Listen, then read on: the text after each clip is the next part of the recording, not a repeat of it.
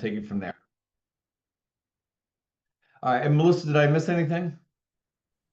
Nope, I think that's it for now. Okie dokie.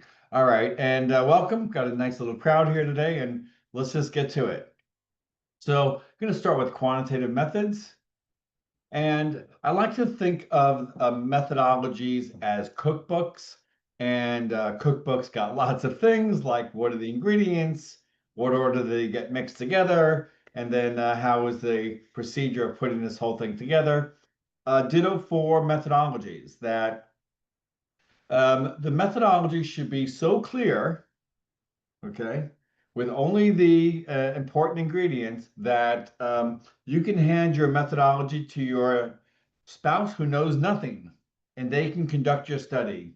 They know things like what is the question that you're seeking to answer here? Who are the participants or the data that you're going to be assessing? Who are these participants? What are the instruments, survey instruments, or questionnaires that you're going to be administering to those participants that you just described? What is the procedure that you're going to use to administer those instruments to those participants? And then once you have your data collected, how will you then analyze your data to examine those research questions? And then just as a little ending, when you write a data plan in your methodology, you want to have a sample size determination. Now, someone might say, shouldn't the sample size of the participants go with the participants? That would make some logical sense, right? I want to know how many people do I need? Why wouldn't that be in the participants section? Well, as it turns out, in these academic research dissertations and other kinds of research, the sample size is based on the analyses that are selected. So you actually have to get through half of the loop before and get to the data analysis plan prior to determining the sample size. So that's why it's at the end.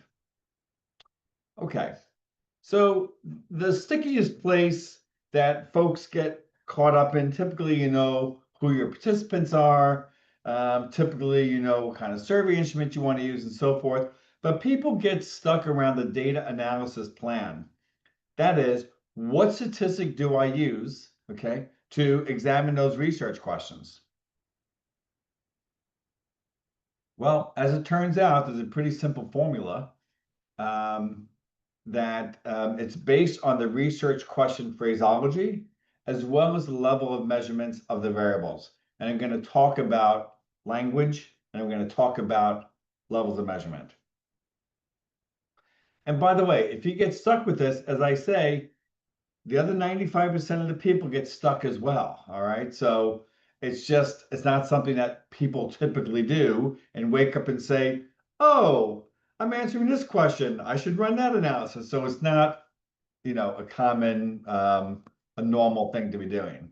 So hence this kind of drill down into it. Okay, so quantitative methodology, okay, research questions.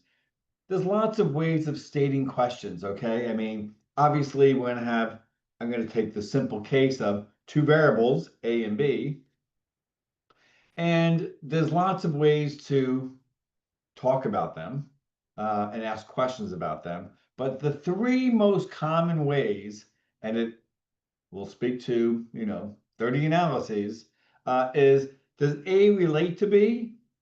Okay. Is A correlated with B, relate to B, associated with B, relating? Okay.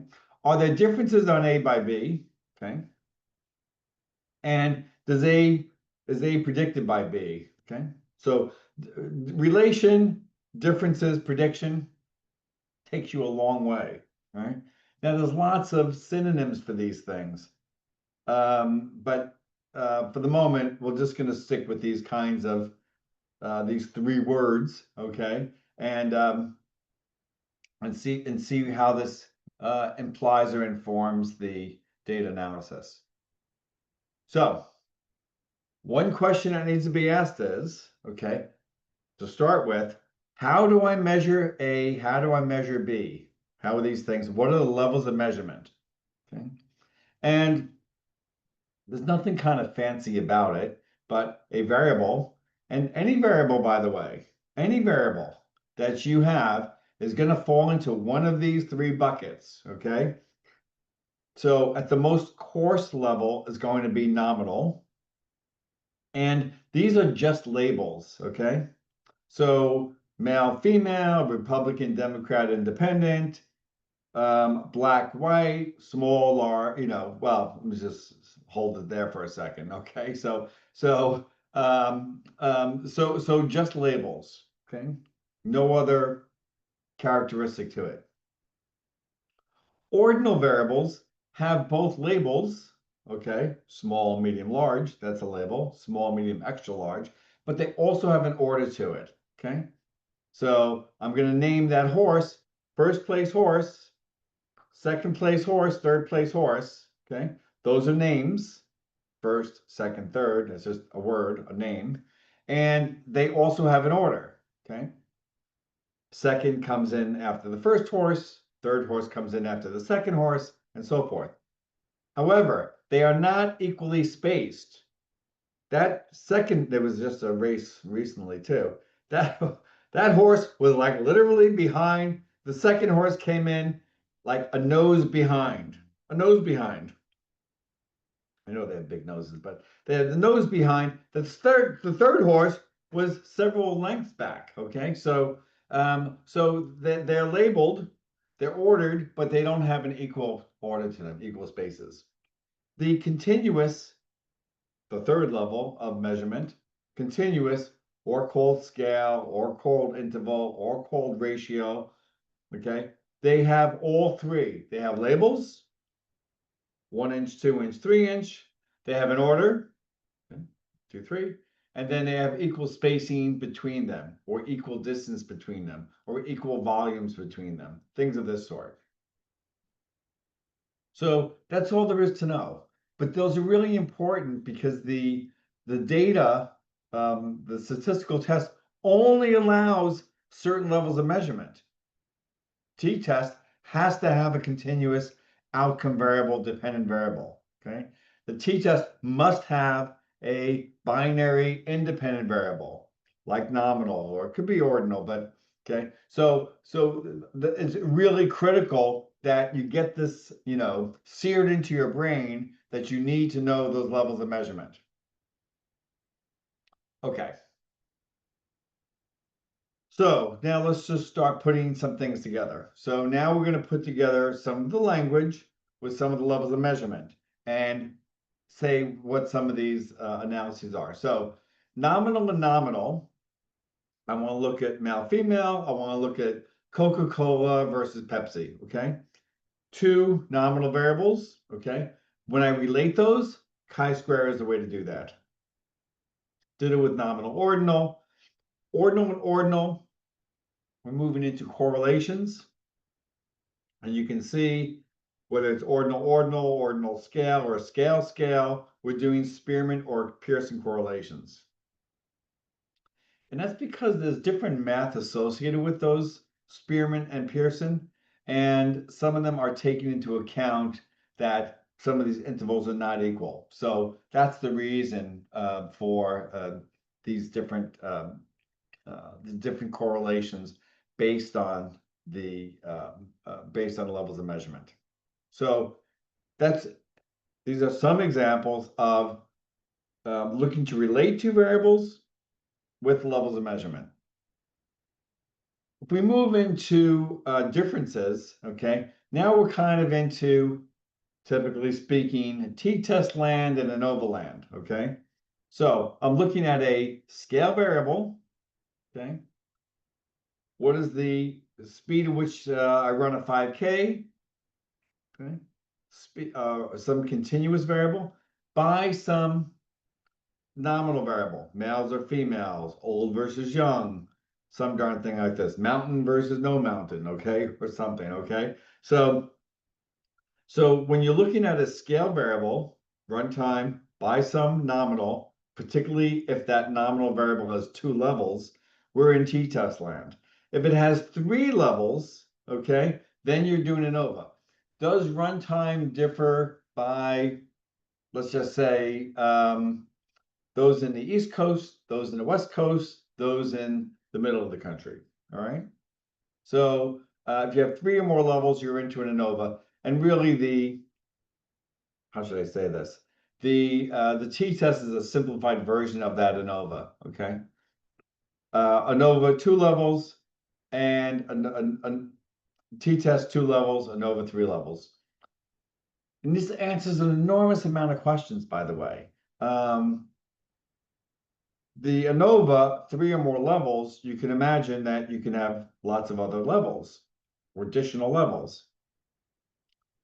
All right. If you're doing a scale variable by ordinal, you're still doing t-test ANOVAs, okay? Because it could be small, medium, large as the independent variable, right? Is the runtime by how much Coca-Cola you drank before? A small amount, okay, 8 ounces, 12 ounces, or I had to drink 29 gallons of Coca-Cola, okay? It could be ordinal. When you're looking at ordinal variables, binominal, okay, you're kind of, again, ordinal is you have labels and an order, but not equally ordered. You're into it's called a Mann-Whitney test or 3 or more levels of Kruskal-Wallis test. And I think I'll just move on from there. Okay. Prediction is all about regressions, and what really matters in regressions is the outcome variable, your dependent variable, or called the criterion variable. Again, lots of synonyms for the same darn thing: outcome, criterion, dependent variable. Okay, all the same thing. And the level of measurement of that variable, okay, drives the kind of analysis. So if you have a binary outcome, okay, male, female, Ashley and I were just on with somebody a moment ago, whether you wanted to try a new vaccine, yes or no, okay, any kind of binary variable, 2 levels, okay, you're in a binary logistic regression world, okay. When you have that nominal variable, which has 3 or more levels, and in fact, this faculty member had, yes, I want to try it, no, I don't want to try it, and don't know. All right, so now I have 3 levels. She was doing a multinomial regression. If the outcome variable is ordinal regression, and if the outcome variable is scale, which is a vast majority of the cases, okay, we're doing a linear regression. It's called multiple linear if you have more than one predictor. But essentially, most people are doing linear regressions. By the way, I'll say in all of these things, life is a lot easier when you have things as scale variables, okay? So when you're assessing things in terms of means, you can actually get a mean, okay? You can't really get a mean from an ordinal variable, and a mean from a nominal variable doesn't make sense. Right? Republicans are 1, Democrats are 2, independent are 3. How are you going to get a mean? It doesn't really make sense. I have 2.3, it doesn't make sense. But a scale variable, people understand averages and means typically. Okay, so maybe we'll just stop there for a moment and see what kind of questions are happening here. It's happening in the chat. Let me open up the Q&A. And by the way, I know I'm speaking quickly, so you guys just slow my roll and say, go over that again. Because if you're lost, somebody else is lost. So let's see what we have here. Okay, hello there from Indonesia. Boy, it makes you want to wonder where everyone's from. Currently doing research on how a youth radio station, Radio Pramdors, identifies listener preference. I'm mainly using interviews in my studies. Well, aren't you moving right into my qualitative methods over here? My first question is, we're getting right. You're about 2 seconds ahead of me because I'm ready to move into qualitative. But how would you suggest integrating quality? Okay, so here's the question. How would you suggest integrating quantitative methodologies to validate qualitative findings? I think we're going to hold off on that question until after I do the qual. It's a good question. And the short answer is that if you found particular themes in a qualitative study, okay, with whatever, 5 or 10 folks, okay, and you identified themes, then you can then turn those themes into quantitative questions. Okay, so you found out in an interview that people had some vaccine hesitancy or new medication hesitancy, right? So you discovered that in the interviews, and then you can then go and you can wonder yourself, okay, gosh, I wonder how prevalent that is, and now ask a question. How are you going? Would you care for a new? Would you try a new HIV vaccine? Okay, on a scale from 1 to 10, or something of this sort. So you can take those themes, turn them into questions, add some scaling to them, typically 1 to 7, 1 to 5, some Likert type scale to that. So that's how and why you would do that. Okay. Um, yeah. Okay. Second question, how do you usually handle potential gaps between what people say in interviews and what the numbers show in the surveys? Great question. Don't have a great answer.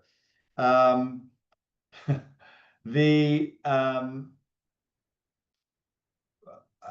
I guess my response is I would want to make sure using good methods, using the right analyses, I think I'd want to make sure that the study is done in a sound fashion. So that's something immediately that you want to do, both on the qual and the quant. Okay. Also, you want to kind of take those qualitative very seriously.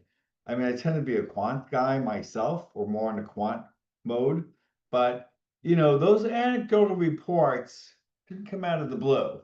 Um, there's often something there to pay attention to. So it could well be that a majority of people have hesitancy towards vaccines or don't, but there's something about those qualitative anecdotal responses that are worth paying attention to. So I think the question is your question, which is how do you reconcile those? I don't think it's easy. I mean, I think you have to pay attention to both, and then figure out how to triangulate those in a cool way, in a logical way. And Melissa knows, and we've been talking about, we have a quantitative tool and a qualitative tool, and seeking to uh, triangulate those or integrate those, even if they're discrepant. Hey, you know what? This doesn't match that. What sense do we make of that? What are we to believe? Maybe do another study on top of that. Maybe look for other studies to kind of validate that, or do some meta-analysis around that. So those are kind of ways of digging in deeper. And I guess what you learn when you have inconsistent findings is that you're going to have a novel way of approaching it. Like, oh, people in interviews, excuse me, people in the quantitative survey, maybe they're not being as honest, okay, or something of that sort, or things of this sort. So it's a great question. If there was an easy answer, I would give it. I don't think there is, except to dig deeper, do things well, dig deeper into it, and keep asking smart questions like you're doing. this qual does not match this quant. How do I understand that? What am I to believe? How would I make a decision based on that? How would I suggest the company or the radio station proceed and so forth? So I think awesome question. We have a couple questions in the chat as well. I'm If you want to sorry. go there. Okay. And then moving forward, if everyone could just put their questions in the Q&A, we'll keep them in one place. Okie dokie. So let me see here. I'm at okay. Courtney. Okay, so is it best to try to get the highest level of measurement that always makes sense and then collapse?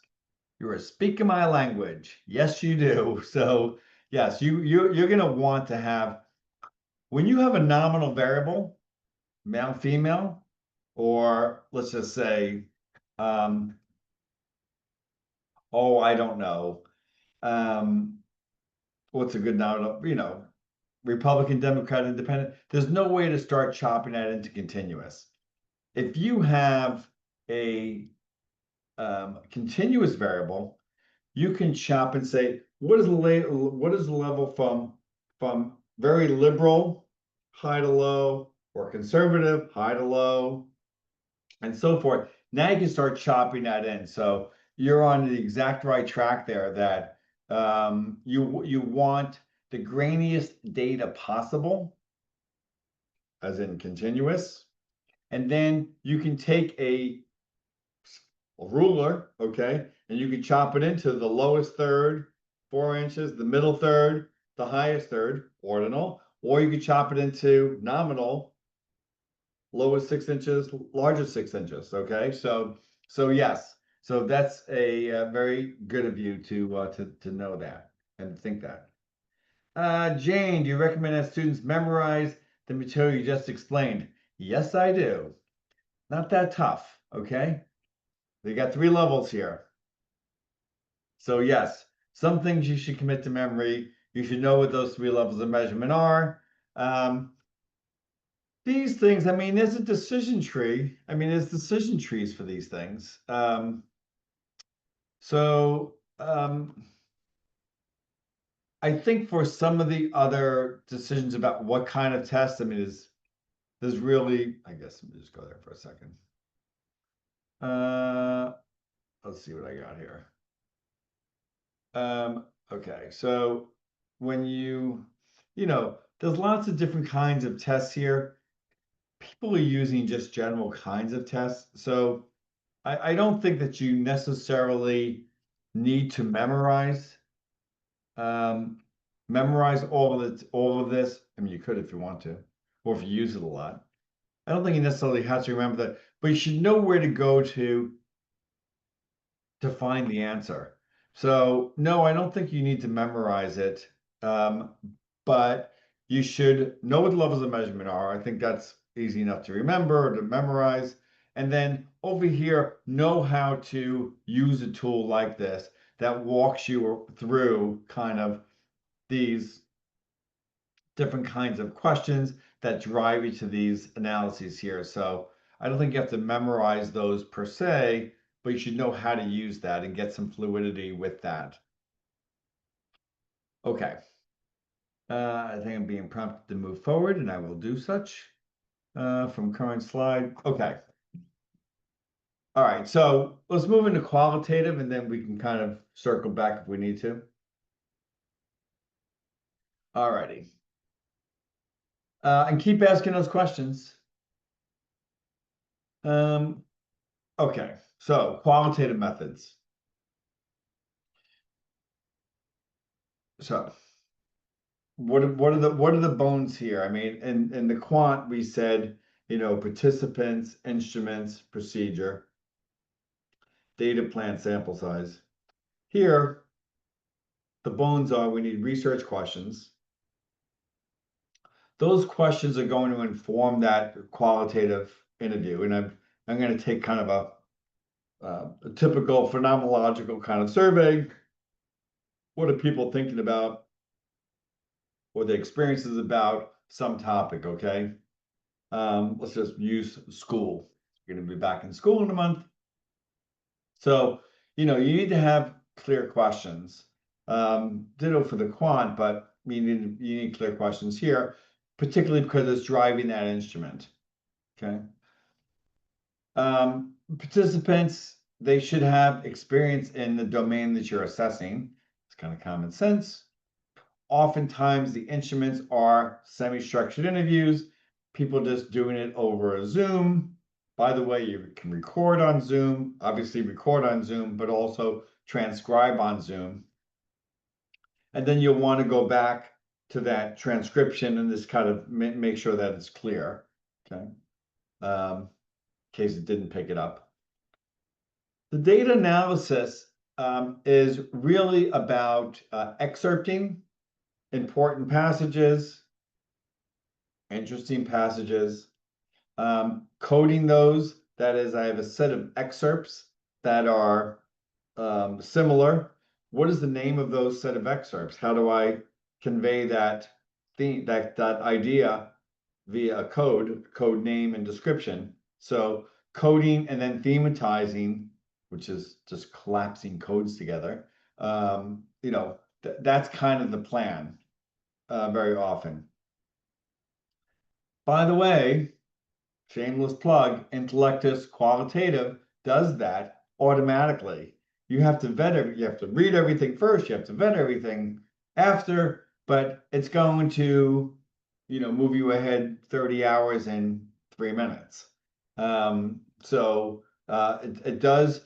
So the technology is such that that excerpting, coding, and thematizing are automated via AI. So you should look at that. Sample size, the idea of saturation, as I understand it, is I've interviewed 5 people or 10 people. If I interviewed 55 more people, no new themes would emerge. Okay, so I'm getting as much of the themes as I can out of those interviews. Okay, no new information is being generated here. Ethically speaking, all data should be, kept confidential or anonymous. Okay, so there should be care around the safekeeping of data. But I think even more so in qualitative, because you have very personal kind of narrative stories and stories that could reveal someone. Okay, so I think it's our responsibility to be extra careful. Be careful with everything, but be extra careful with qualitative in holding that and making sure that it's really confidential or anonymized. So people's responses cannot get out, and obviously consent. Okay, you can't be taping. It's illegal actually in a lot of states. You cannot be recording people. Although that might be good data to get, right? They're not in a formal setting. You get people's one hands off remarks, but you have to get their consent, particularly in academic settings. Students, definitely. Research journals are going to want consent to be had and so forth. All right. Let me just pull over here for a second and, well, okay, let's keep moving for a bit. Practical considerations with qualitative methodologies. Okay. And I do say methodology is plural because you do have, grounded theory and phenomenological and ethnography. So there's several different types of qualitative with nuances. Okay. Practical considerations. So this comment about curating data, when you're using different tools, particularly AI tools like Intellectus Qualitative, you don't necessarily have to put in data by the interviewees. Okay, so very common is that if you have 10 participants, each participant has got its own data set, and you would enter in 10 interviews. But it doesn't have to be that way. Sometimes you'll want to put it in by research question. Okay. Hey, the first half of the interview dealt with intrinsic motivation. The other half of the interview dealt with extrinsic motivation, and I'm going to create new data sets, okay, or curate those data sets, one individuals, and I'm now making two data sets, intrinsic motivation and extrinsic motivation. So just know that there's different ways of sorting that data prior to using things. Okay, that's one consideration. The other ones are the quality is more important than the quantity. To have more themes is not as important as having rich themes that are really generalizable to folks. Some themes that are not generalizable are also interesting, but as a blanket statement, I would say quality over quantity of themes. The other piece of thematizing, and I can jump into this for a minute, the other part of thematizing is that you want a manageable number of themes. To have 50 themes, that might well be what you have, but no one's going to remember that. No one's going to walk away. For the person who asked me about memorizing 3 levels, no one's going to remember 50 themes, okay? Or memorize 50 themes. So to me, you should have a couple of handfuls, maybe 10, that people can wrap their brain around and are really meaningful and impactful. All right, there's other questions here, so I'll just get to that. And before I do that, I just want to just share quickly what some of these things are doing, just briefly. Let me get here. So for the qualitative tools, so just know that these things are very simple to use. Create projects, sample projects. Easily you can upload however many interviews. We've uploaded 500 pages. It's taken, 2 minutes, okay? But these AI tools are going out and excerpting and coding and automatically thematizing in moments. The quant tools, just so you know, the tools are doing things like, putting the output in plain English, okay? And the assumptions in plain English, and APA tables and results in plain English.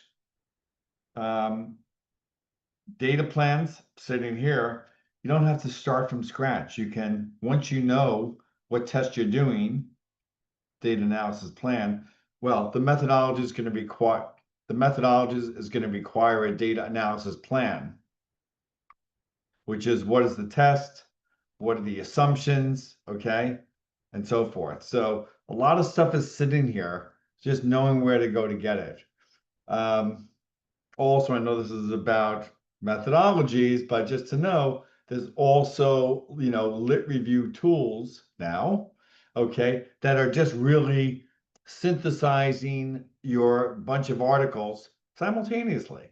That's kind of a cool thing. So just to know, there's tools out there to kind of move you through your process. Okay. And let me get to other questions. Well, before I go to other questions, let me just front load this. So just in terms of students, you want support around methodologies or qual results or lit review. Okay, Samantha's your gal. Ashley, faculty support for demos, for trials, for courseware. We have courseware for quant and qual. And for lit review, Ashley is your gal there. Melissa for everything else, especially if you want me to give a talk to your faculty or your students, saying, hey, we're short faculty. I can help 24 faculty in an hour and a half. Different kinds of websites that I need to update now. And then you can use that QR code to schedule with me and do a 15-minute needs assessment and figure out what kind of help you need or that we might be able to help with. I'm doing concurrent research, so I won't be able to use, okay, so I won't be able to use my survey to inform my research questions. Okay. I'm planning on doing a small validation survey using content validity. Does Intellectus have content validity? Not per se. When I think about content validity, I think about, well, I'm thinking more of face validity that, well, when I think about content validity, I'm thinking about other experts that look at your content and say, yes, that's measuring intrinsic motivation. Yes, that looks like that's measuring extrinsic motivation. So when I think about that, I'm thinking about human beings assisting. Okay. You had a long question, so I'm just gonna kind of peek at other people's. When conducting a research project, is it advisable to combine quant and qual methods into a single study, mixed method? You know, I have to tell you, it's typically they're one or the other.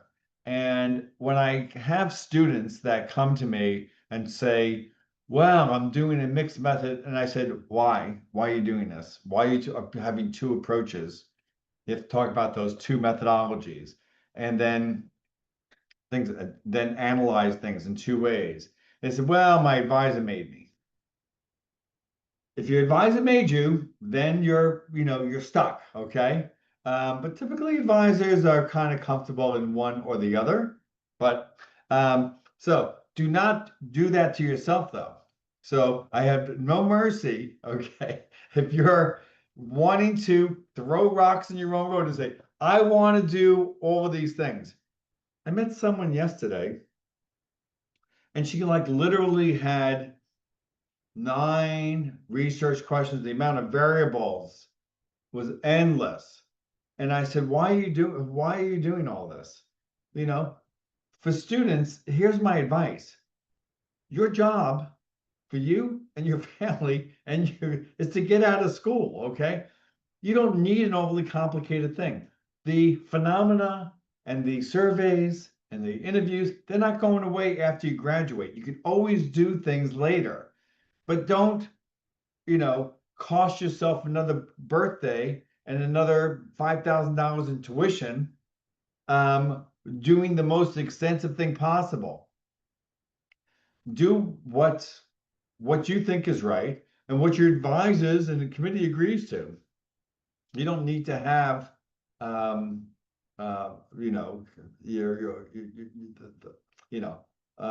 your total research done in one dissertation.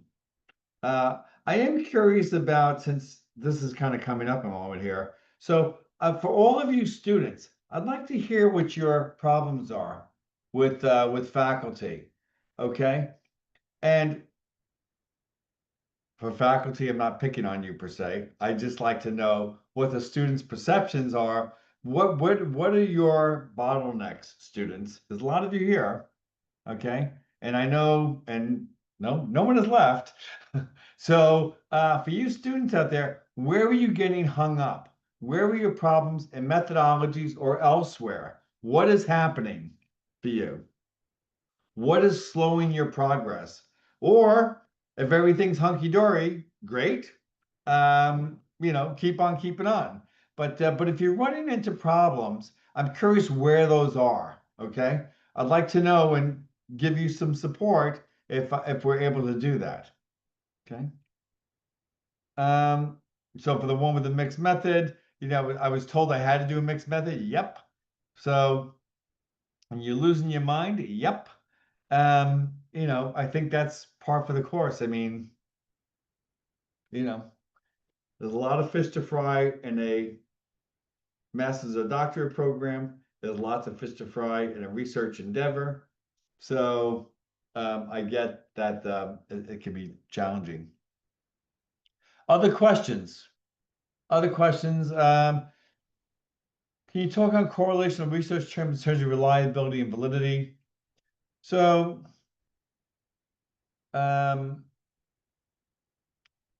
That's separate for me. So those are just three different things for me. So reliability is consistency in which people are responding to items. Those items would then be used in a correlation. Validity, lots of different types of validity. Um, so I think it's too open-ended for me, but I do kind of see those as separate. And I would throw that into chat, by the way. Okay, so I don't think you have to sit by yourself there. Okay, so it's 42 after the hour. Any other questions in general or around quant or qual methodologies, quant and qual results, literature review? For all the folks that are here, we are asking for volunteers. For those of you that have collected, articles already and are either completed with your lit review or are going to begin your lit review or in the middle of it, please reach out to Melissa at melissa@intellectus360.com. It's a lot of value and it's not going to cost you anything. So we are taking just a limited number of volunteers. So if you have articles, if you have articles and research questions, email Melissa and let us get you moving this week. Even though it's Wednesday, we can help. So literature review, folks, if you've done it and you have articles and questions, we're going to help validate that or add to that. If you've not done it and you have articles and research questions, get to Melissa. So Melissa, I hope emails come flooded to you. All righty. Other general questions? All right, from the Q&A, I think we are there. All righty, so I want to thank everyone. When is the lit review workshop sessions? You know, the lit review the tool is so darn easy that I'm not sure we're going to have a lit review. We're probably going to have a Saturday morning. We're going to have a Saturday morning kind of suite workshop. And I do think I'm going to call it SWEET, but it could be SUITE. So where we'll talk about lit review, and that's just Intellectus litreview.com. That is up and running, and free trials are right there. So I'm not sure we're going to have the workshop. I'm probably just going to tie it into a general sense of workshops. And I think you can watch the quick video to get an overview of how it works and then just try it yourself. Perfect. So, all righty. And I think with that, I think we will wrap up for the day. Thank you all for your attention. I love that everyone stayed, and I wish you much, much success with your research and moving forward. So with that, I'll say have a wonderful rest of the week. Stay safe, and we'll see you next time.